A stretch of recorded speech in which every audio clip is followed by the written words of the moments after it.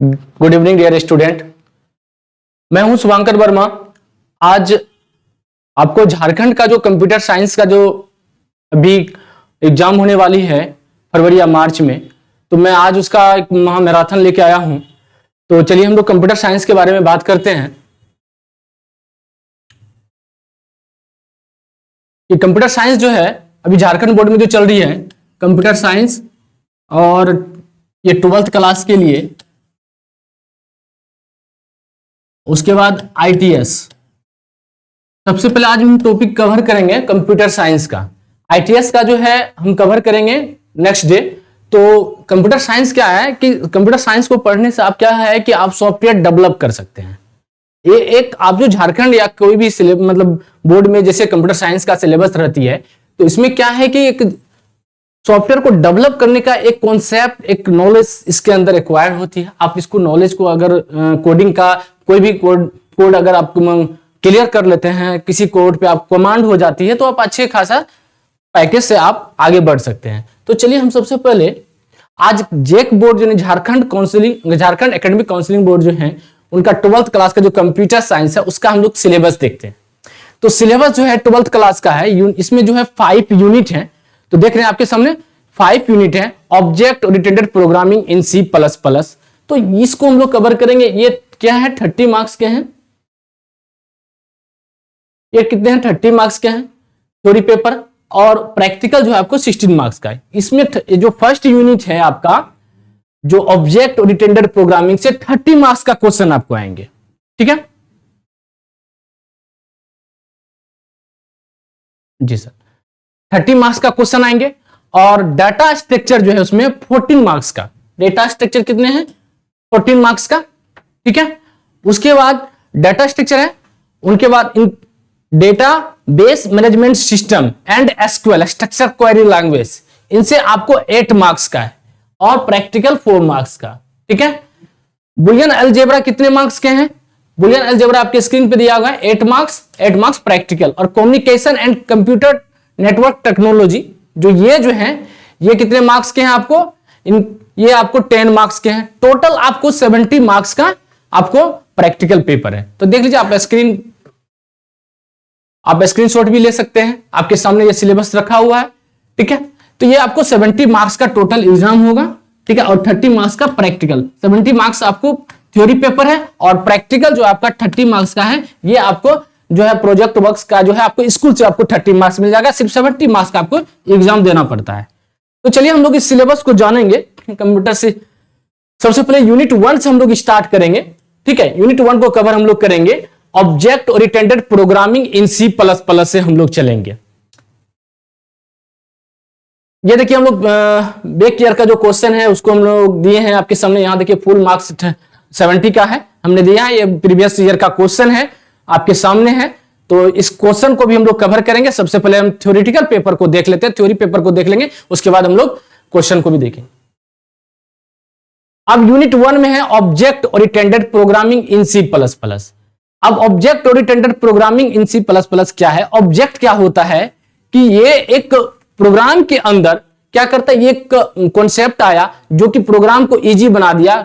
ठीक है, और यूजर फ्रेंडली बना दिया। ये क्या किया, यूजर फ्रेंडली बना दिया। किसके अंदर, कंप्यूटर लैंग्वेज के अंदर। इनका काफी अहम भूमिका है कंप्यूटर लैंग्वेज को डेवलप करने में। तो चलिए हम लोग चलते हैं, इसके बारे में जानेंगे। तो सबसे पहले जानते हैं कि हम लोग प्रोग्रामिंग पढ़ने के बाद क्या है कि सॉफ्टवेयर डेवलप करते हैं। अरे सॉफ्टवेयर आखिर है क्या। ठीक है, आप लोग देख रहे हैं जितने भी सॉफ्टवेयर आपके सामने हैं, एप्लीकेशन, सारे सॉफ्टवेयर जो हम लोग यूज कर रहे हैं, तो वो किस तरह से डेवलप करते हैं।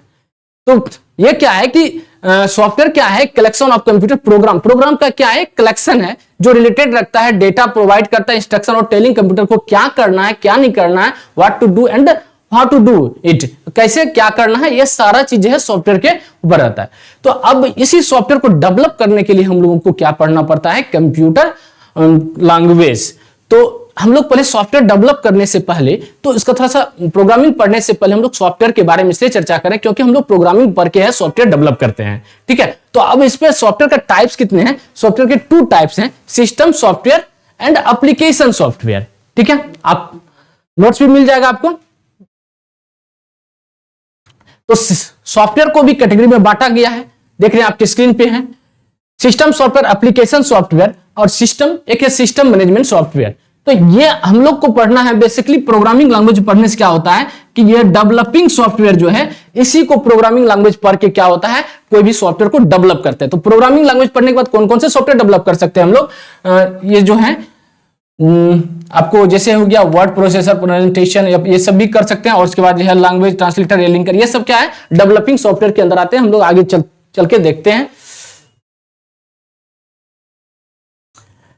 ये हुआ सिस्टम सॉफ्टवेयर। आखिर सॉफ्टवेयर को जो हम लोग टाइप बताए थे, ये सिस्टम सॉफ्टवेयर, उसके बारे में हम लोग जानते हैं। सिस्टम सॉफ्टवेयर क्या होता है थोड़ा सा देख लेते हैं। System software is a set of program that control a computers hardware and application. ठीक है, ये क्या करता है, सिस्टम सॉफ्टवेयर मैनेजमेंट एक ऐसे प्रोग्रामों से संबंधित है जो कंप्यूटर सिस्टम को कंट्रोल करते हैं, सहारा देते हैं। जैसे कि डिवाइस ड्राइवर, अगर आपके सिस्टम में ड्राइवर नहीं है, देखिएगा फोटो सब जो आपका जो है एचडी क्वालिटी में रहेगा, फटेगा। तो बायोस क्या होता है, बेसिक इनपुट आउटपुट सिस्टम है। जब कंप्यूटर ऑन करते हैं तो वो स्पीडली वो ड्राइव मतलब सारे सॉफ्टवेयर को क्या करता है, एकजुट होकर के सिस्टम को ऑन करता है। फिर ऑपरेटिंग सिस्टम जो है सारे एप्लीकेशन को रन करवाता है। और ऑपरेटिंग सिस्टम जो हम लोग क्या करते हैं, कंप्यूटर का दिल और दिमाग भी बोला जाता है इसको, यानी एक सॉफ्टवेयर है। तो इसके बारे में भी हम जानेंगे नेक्स्ट, मतलब इसमें हम लोग पहले अभी प्रोग्रामिंग लैंग्वेज को पहले पढ़ लेते हैं। अब डेवलपिंग सॉफ्टवेयर क्या होता है, developing software is required for the complete development and proper education of any application software. किसी भी एप्लीकेशन सॉफ्टवेयर के कंप्लीट डेवलपमेंट एवं अच्छे निष्पादन एग्जीक्यूशन के हेतु इस सॉफ्टवेयर की आवश्यकता होती है। जैसे programming language, translator, linker, loader, ये सब के जरूरत होती है आपको डेवलपिंग सॉफ्टवेयर को डेवलप करने के लिए। कोई भी सॉफ्टवेयर अगर इंजीनियर बनना चाहते हैं तो सबसे पहले आपको कंप्यूटर लैंग्वेज की अच्छी नॉलेज होनी चाहिए। ऐसा नहीं है कि आपको इंग्लिश जानना है, आप इंग्लिश नहीं भी जानते तो आप कंप्यूटर लैंग्वेज जान सकते हैं। अब कहते हैं हम लोग प्रोग्रामिंग लैंग्वेज क्या होता है, इसके बारे में बात करते हैं कि प्रोग्रामिंग लैंग्वेज क्या होता है। कहता है एक प्रोग्रामिंग लैंग्वेज निर्देश का एक सेट होता है, इंस्ट्रक्शन का सेट होता है, जिसका इस्तेमाल कंप्यूटर को निर्देश देने के लिए, इंस्ट्रक्शन देने के लिए किया जाता है। और प्रोग्रामिंग लैंग्वेज को कृत्रिम भाषा कहा जाता है, यानी माना जाता है। इस समय करीब जो है 2500 प्रोग्रामिंग लैंग्वेज हैं, जैसे C++, जावा, ठीक है, ये सब आगे हैं। अब हम लोग जानेंगे types of programming language. There are 2 types of programming language. ठीक है, यानी कंप्यूटर लैंग्वेज, इसको हम लोग कंप्यूटर लैंग्वेज भी बोलते हैं। कौन कौन से टाइप हैं,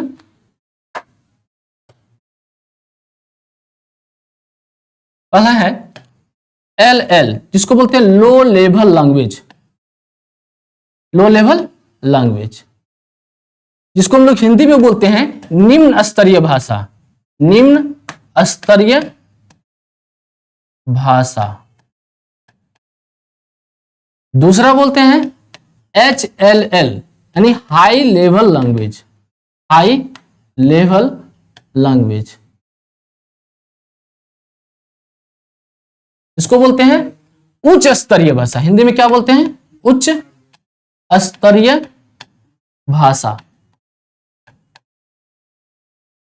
उच्च स्तरीय भाषा इसको बोलते हैं। अब जो है लो लेवल लैंग्वेज को भी 2 पार्ट में बांटा गया, एक मशीन लैंग्वेज, एक है असेंबली लैंग्वेज, असेंबली लैंग्वेज। ठीक है, अब इसमें जो है हाई लेवल लैंग्वेज में भी, पहले इसको हम लोग देख लेते हैं मशीन लैंग्वेज में। मशीन लैंग्वेज को बाइनरी लैंग्वेज भी बोला जाता है, क्योंकि ये 0-1 के फॉर्म में वर्क करता है। ठीक है, अभी जो मशीन लैंग्वेज है, ये क्या है कि मशीन लैंग्वेज ये अनुवादित लैंग्वेज नहीं है, तो ये बिना कोई भी भाषा कंप्यूटर जो है ऐसे समझ लेता है कोई भी लैंग्वेज को, ये मशीन लैंग्वेज में अगर रहे तो। ठीक है, तो मशीन लैंग्वेज क्या है, बाइनरी लैंग्वेज में काम करता है। मशीन लैंग्वेज से हम लोग बहुत सारी चीज अभी भी वर्क हो रहा है इसका। ठीक है, आगे पढ़ेंगे इसको विस्तार से। असेंबली लैंग्वेज क्या होता है, निमोनिक्स लैंग्वेज बोलते हैं, सिंबॉलिक लैंग्वेज बोलते हैं, जैसे कि ADD, एड, आया, SUB, सब, ठीक है, MUL, ये निमोनिक्स सिंबॉलिक चिन्हात्मक भाषा का इसके अंदर यूज किया गया। अब हम लोग जानते हैं, देखिए मशीन लैंग्वेज का जो यूज है रैम को भी डेवलप करने के लिए किया गया। ठीक है, रैम और रजिस्टर, ये सबको डेवलप करने के लिए मशीन लैंग्वेज का उपयोग अभी भी होता है। असेंबली लैंग्वेज का जो है CPU का जो एक पार्ट होता है, ALU, अर्थलॉजिक यूनिट, उसको डेवलप करने के लिए इसका उपयोग किया जाता है असेंबली लैंग्वेज का। तो अब हम लोग हाई लेवल लैंग्वेज के बारे में जानते हैं। इसमें आता है फोर्ट्रॉन, फोर्ट्रन,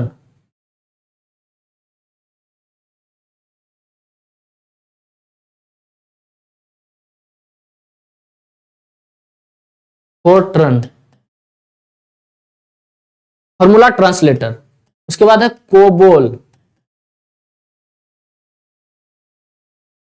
कोबोल के बाद है पास्कल, बी लैंग्वेज, सी लैंग्वेज बेसिक, बेसिक भी ले लीजिए। उसके बाद सी लैंग्वेज, सी प्लस प्लस, उसके बाद जावा, पाइथन, PHP, ये सब जो है हाई लेवल लैंग्वेज में आते हैं।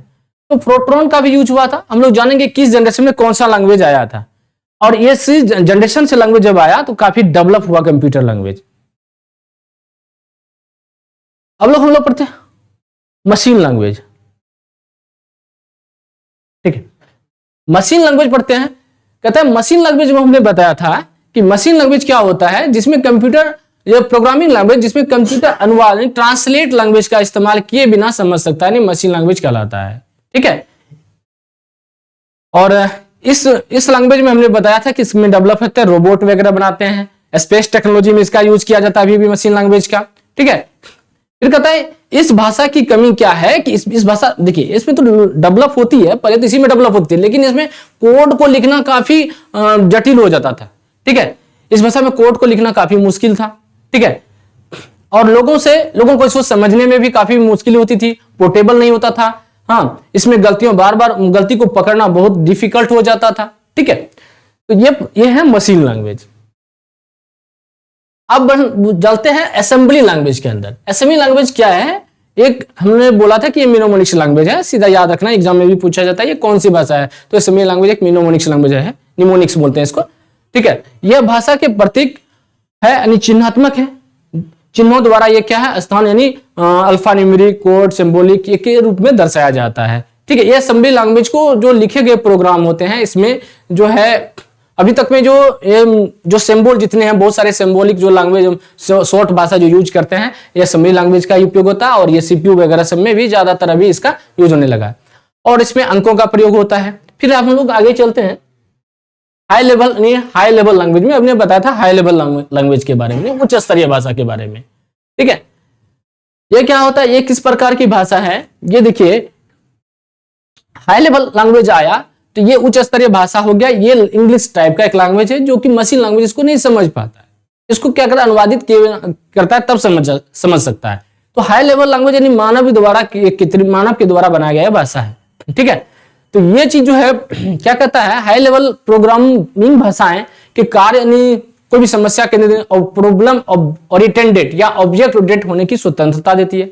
मतलब ये इसका मतलब क्या होता है कि हाई लेवल लैंग्वेज के अंदर कि आपको जो है एक यूजर फ्रेंडली देता है। आप जो है जैसे कि आप C++ में हैज, इंक्लूड कुछ भी लगता है तो इंग्लिश में लिखिएगा, तो ये क्या है कि यूजर फ्रेंडली होता है, हाँ, तो इसको समझना आसान हो जाता है, ठीक है। जैसे हम बेसिक, फोर्ट्रॉन, पास्कल, कोबोल, लोग C++, ये सब क्या है, हाई लेवल लैंग्वेज में आ जाते हैं। अब जनरेशन ऑफ प्रोग्रामिंग लैंग्वेज के बारे में जानते हैं कि कौन सा जनरेशन में कौन सी भाषा आई। फर्स्ट जनरेशन की हम लोग बात करें तो फर्स्ट जनरेशन में जो है, फर्स्ट जनरेशन में मशीन लैंग्वेज आया जिसको हम लोग बाइनरी लैंग्वेज बोलते हैं, 0-1 के फॉर्म में वर्क करने लगा, कोडिंग होती थी इसके अंदर। सेकंड जनरेशन की बात करें तो असेंबली लैंग्वेज, निमोनिक्स भाषा, निमोनिक्स बोलते हैं, चिन्हात्मक भाषा।